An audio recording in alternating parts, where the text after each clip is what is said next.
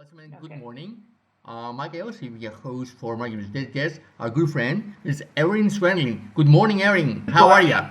I'm doing just fine. How are you? I'm doing well, and Erin, I was looking at the charts that you sent me today, and you kind of like read my mind because I was looking at the market and I was thinking of something that somebody told me about 20 years ago, and that was on the way up, nothing matters. Good, bad, or indifferent. On the way down, everything matters. Good, bad, or indifferent. And I was looking at price and I was wondering if we are at that point where we're going from the nothing matters attitude to everything matters. And a good indication of that is the VIX, which is the first chart we're going to talk about today. Yes, absolutely. And one of the things that we do at DecisionPoint is we invert our VIX, which confuses some people, but to us it makes the most sense because when you invert it, oversold is high readings, and overbought now becomes the very low readings. So it gives us a really good understanding of whether the market participants are bullish or bearish. And of course, if they're very bearish, sentiment being contrarian, that generally means that you're going to see that upturn because you've got these oversold readings. But the chart I brought shows you that you can also use it to give you an idea of how weak the market is. And if you look back in time, this is only a 5-month chart. I apologize. I should have had a longer term one. But I think that it also makes a really good point. So when we have that VIX above its moving average, I use a 20-day EMA just to set up, for Bollinger Bands. And, you have that EMA. And one of the things that you can watch, I think it's also especially helpful when those Bollinger Bands are really thin and compressed, is to look at where the VIX is in relation to that moving average. And over time, if you have them, if you have your readings consistently above the average or consistently below, it really gives you an idea with how weak the market might be, what the bias could be in the very short term. And so I had written an article, I think it was last week, and then I did a video called Your Daily 5 for stockcharts.com, and I talked about how the VIX is telling a story.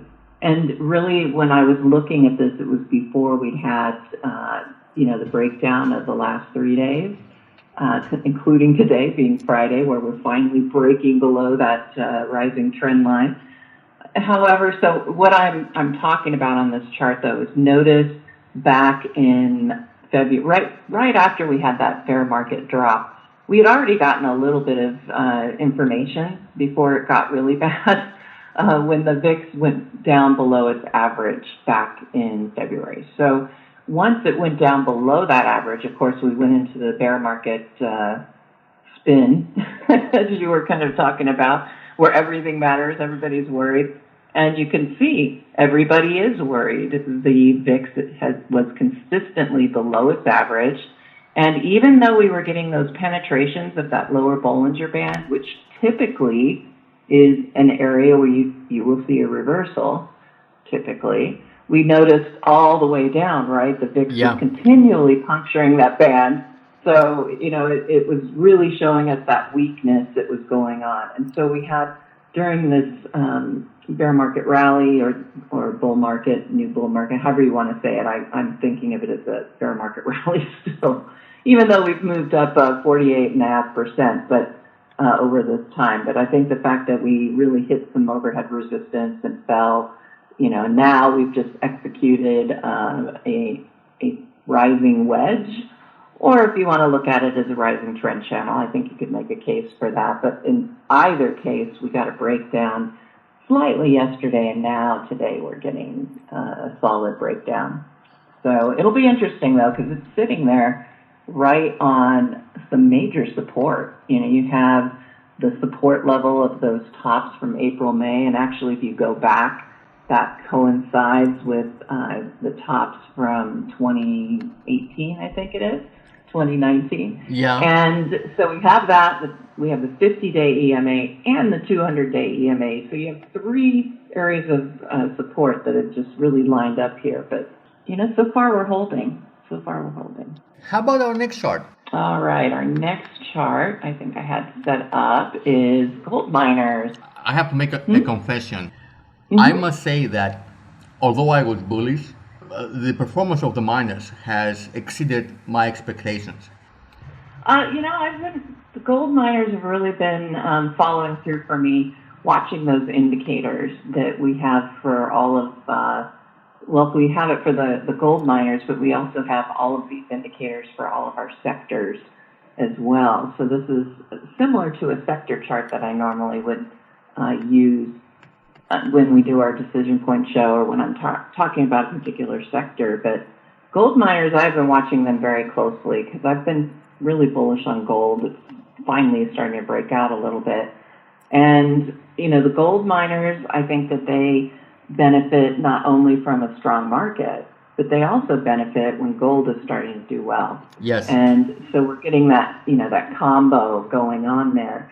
I guess really when I look at the gold miners chart, my only real issue right now is what could be an island, a reverse island. But, it's usually those islands are a little less, you only have a couple bars in there. We've already got 4. And to me, it's just showing that we have that they're holding right there above the 20-day EMA. We had the breakout, and it's not unusual to come back and test the breakout line. And that comes around 33 for GDX. So I would not be surprised to see a pullback around 33. Yep. That's a great area, too, for support with that 50-day EMA. Yeah. So, but I'm still really, at this point, with my DecisionPoint diamonds that I'm going to go over one at the end of the interview, I'm finding that this is a really strong area. It's coming up on, areas of the market where you're getting some really nice, consistent momentum to the upside from a somewhat oversold position. And a lot of the miners are coming up, and I'm going to be showing at the end of the interview my favorite miner at this point. So I'm still looking for good things. I like that it is consolidating right now when the market is turning down. Yes. So it's giving, it's showing strength. And those indicators, we are seeing a little topping on those percent of stocks above their 20 and 50-day EMAs. We were looking at some very, very overbought readings.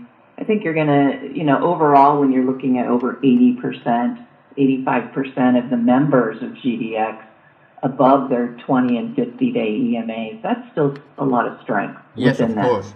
Yeah, it's a very good indication of the internals, and they look strong. Yeah, absolutely. Well, how about our next chart, which has some of my favorite indicators, the ITBM and the ITVM? Yes, and I think you're going to especially enjoy this.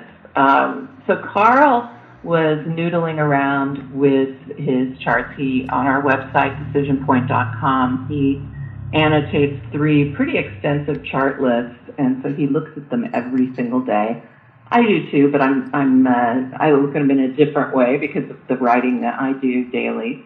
But what we did is, so on this first chart, you can see the lines for the STOs, the Swenlin trading oscillators, and those ITBM, ITVM. And, it's really nice. It gives you the direction. And as you can see, ITBM, ITVM have been in decline really since we lost that cardinal high, back here earlier in June. So interesting. And you see the confirmation of the Swenlin trading oscillators, their, declining tops. So all of that's very interesting and helpful. But what Carl did, and if you look at the second chart, is he changed it into a histogram format. So it definitely looks different, obviously. I like to say that it went from black and white into color. Yes. So what you can tell on the histogram chart is the market bias. So for example, if you look back to, that August, that September, up until the, bear market crash, if you will, you could see it was mostly green on all of those indicators, regardless of what direction they were going in. And so that gives us a really good idea about what kind of bias is going on in the market. Obviously, during the bear market slide, you can see all of the red. The bias was obviously very bearish. But what we're seeing here, especially in the intermediate term, is we still have bullish market bias. And this is what I think has been confounding all of us, is that, knowing the problems that are out there in the economy, what we're likely going to see. I've heard somebody had said, John Malden had said that 20% of the S&P 500 likely won't be in the S&P 500 in another year. So, there are a lot of problems fundamentally with what's going on, and, yet the market just keeps going up. Well, I think that these indicators are really helpful in letting us know what that bias is. So despite all of these, underlying factors that really make us all as technicians, makes you go, why is this happening? And so this is a really great way for me and Carl, when we look at these indicators, to give us an idea of what the bias is. So that will help us in our analysis to overcome the internal biases, if you will, of ourselves, that are saying, hey, the economy is terrible, I don't understand, it should be going down, and it's not. So using these charts, it gives us a better feel for when we see things happen, what the expectation should be. And given this intermediate term bullish bias, I'm really not expecting a big time correction just yet. I'm not. Maybe in the short term, because you can see a little bit of bearishness in there. But overall, in the short term, it's mostly neutral. So that's why I'm kind of expecting more of a consolidation or chop sideways. I think that area of strong support should hold. I say should. Again, looking at the biases is here, the fact that the IT is still bullish, even though the short term is not looking good. To me, that's more of a neutral reading, and that I would, like I said, expect some chop. So what do you think of the new version? I love it. Visually, it's very vivid. Yes, so you can still use both, but I really like seeing, you can still check direction by following those histogram bars, but the main thing is just getting that understanding of really what those indicators are telling you underneath this. Yeah, Carl is like, I didn't know if I could get used to it that quickly, but he said, yeah, absolutely, it was easy, and so I was like, I don't know. And I picked it up and started writing about it this week, and I was like, yeah, this is a good thing. I really like this. People who are less technically inclined, I think it makes it much easier for them to understand what is happening, because that visually is very vivid. It makes it very clear. Yes, absolutely. Our next chart, it's something that actually to me is a little bit confounding, and that is the XLU. Yes. You would expect the XLU, given how low interest rates are, and the prospect that they're not going to go much higher in the next couple of years, you would expect this index to do better, and yet we're seeing a very clear double top. Absolutely. And, you can also make a case there that I've outlined, annotated, the rising wedge. Yes. Both of those are very bearish patterns. So, but I really wanted to bring this chart to also show you that 20-day EMA crossed below its 50. And so for DecisionPoint, that gave us an intermediate term sell signal. And the reason it's not a neutral and it's a sell is because all of this occurred under that 200-day EMA. And it's really interesting. The utilities bounced back really quickly out of that bear market low. But you can see that 50 got below its 200 back then. And after that, it just really, it wasn't able to do the kind of, what we would expect it to. I mean, it got back up there. That's great, but it couldn't get back above it. The utilities, I would expect them to be doing far better, especially when we came out of when we're going through those negative periods in the market. A lot of people obviously will flow into these defensive areas. But, I'm finding that people aren't as interested in these. I think even the consumer staples seem to be doing better as a defensive category. But, one of the things underlying that I think is going on is that, with the virus and all of that, we have all those virus plays, if you will, in healthcare. But, what I'm finding, and I don't know if you're seeing this too, is that the technology sector has now started to become a defensive sector to some degree. So regardless of whether the market's going down or up, the techs and in that XLK, we're still in a rising trend on both of the XLK and on the NASDAQ. So, the strength is there. And I think that people, instead of moving into something like utilities, which have kind of they're a defensive sector, let's face it. I mean, they move mostly sideways. So I think people were looking for something a little, when you have all those big name stocks in the tech sector that got down to those beat down prices, I think it was just too enticing. One could make a good case about tech, and especially big tech, for two reasons. One is they do have a strong balance sheet, and second, they are better positioned to weather the storm. However, I don't think it makes these companies immune to a contraction in revenue and profits caused by a prolonged elevated levels of unemployment. Take a look at Amazon, for example. If we continue to have unemployment, let's say between 10 and 50%, well, I just don't see somebody being unemployed buying stuff at Amazon. I mean, after all, you got to have a job to buy things. So yes, Amazon is well positioned, no doubt about it.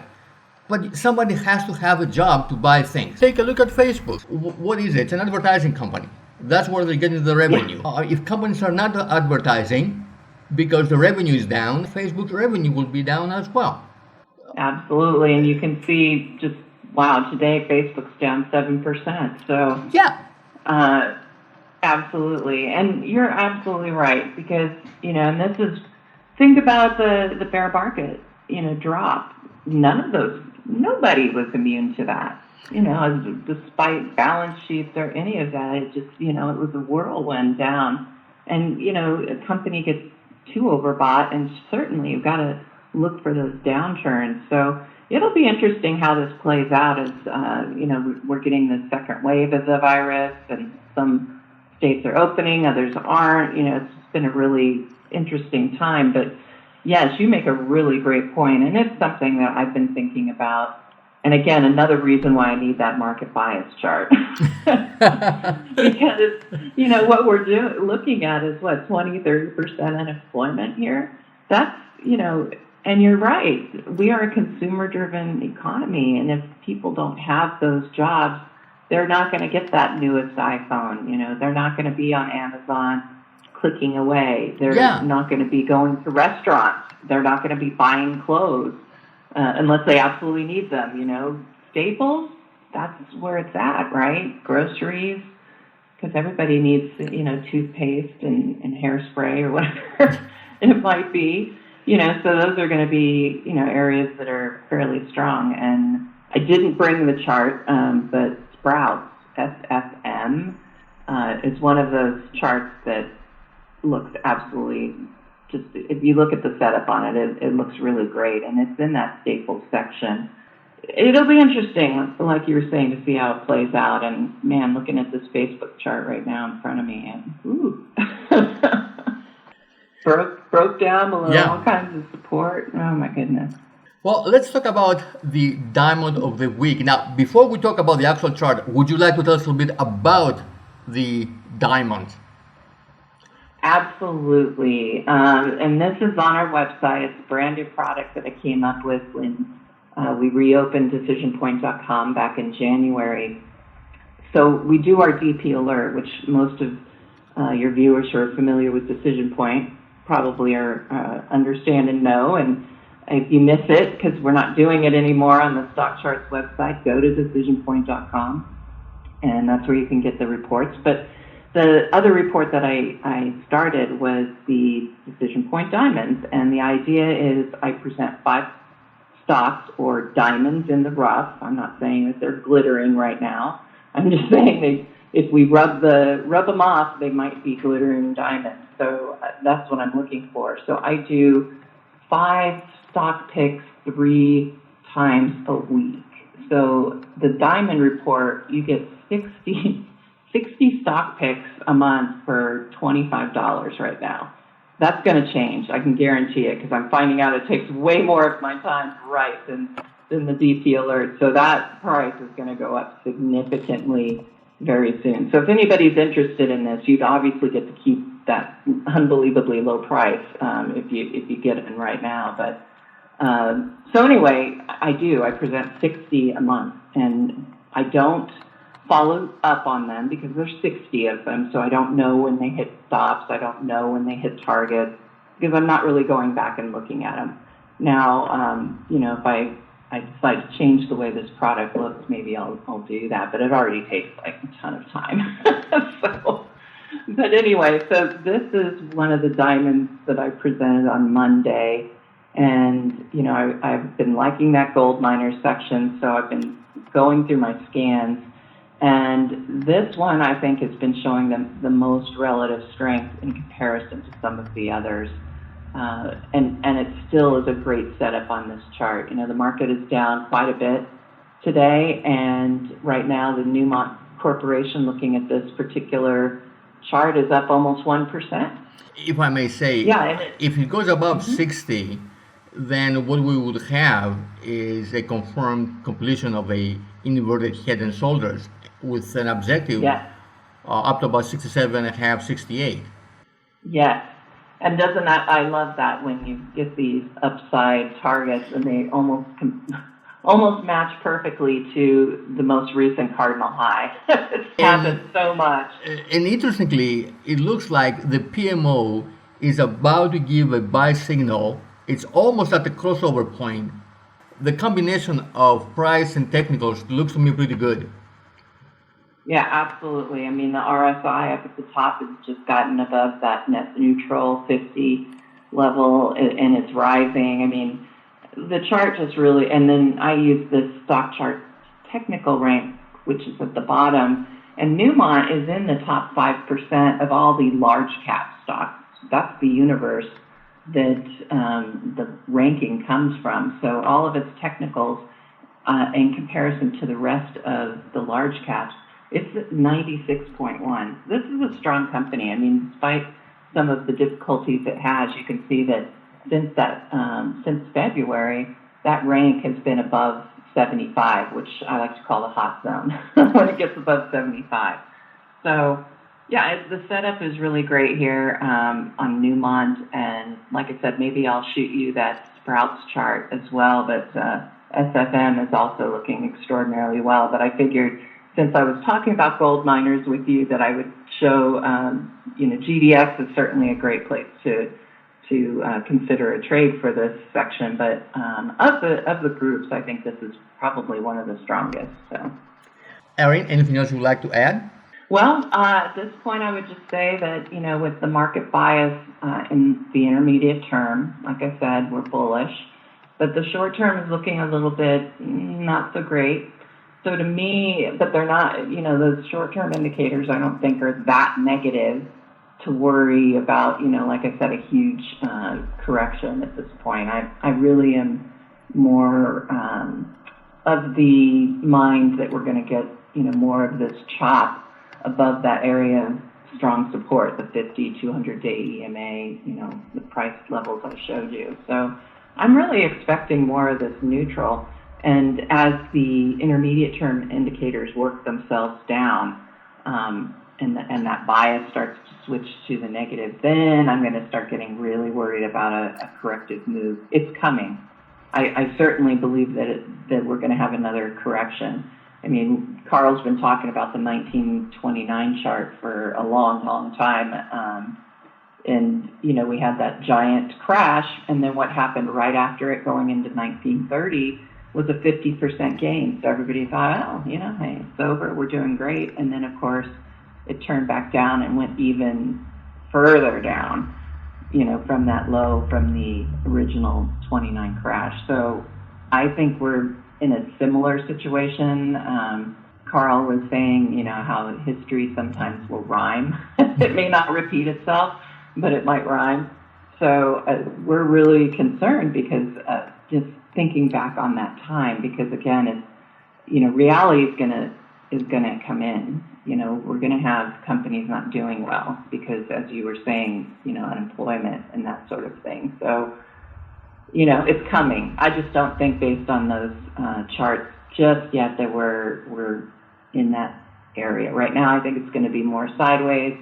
I think gold is going to turn out to be a real big winner here, and I think that's going to take the miners with it. So, you do a live show once a week. Would you like to tell us a couple of things before we end the interview? Oh, absolutely. So if you go to the Stock Charts YouTube channel, highly recommend that you subscribe to it if you do YouTube. And we have a playlist for DecisionPoint. We have our show there. And like I said, I pop in and out of some of these other shows that they do as a guest. But, at this point, yes, the DecisionPoint show is once a week. It airs on Thursday mornings. We record it on Wednesday afternoon, so our subscribers get the show early because we send it out to them Wednesday afternoon. But you can watch it. If you're not a member, you can watch it on Stock Charts TV Thursday mornings or on the YouTube channel. And if you just can't get enough of Erin Swenlin, I do a show with Mary Ellen McGonigal called Wealth Wise Women, and that is also there on that Stock Charts YouTube channel. So definitely would welcome more viewers, and definitely go to the DecisionPoint.com website. We are running a free trial right now. So if you subscribe to our bundle, which is both of our reports, and you use a coupon code DP Trial, you should be able to get in there and you'll get a free week. And of course, if you cancel before the week, you won't get charged. And honestly, if you get charged and you didn't want to be during that first month, I'll refund you. You can have a money back guarantee. So highly recommend you go check out DecisionPoint.com, DP Trial for your coupon. Erin, thank you. Great talking to you. Have a good weekend. Absolutely, you as well. I always enjoy our discussions. It's nice to talk to a peer and one that's certainly so like-minded as myself. And you too in there too.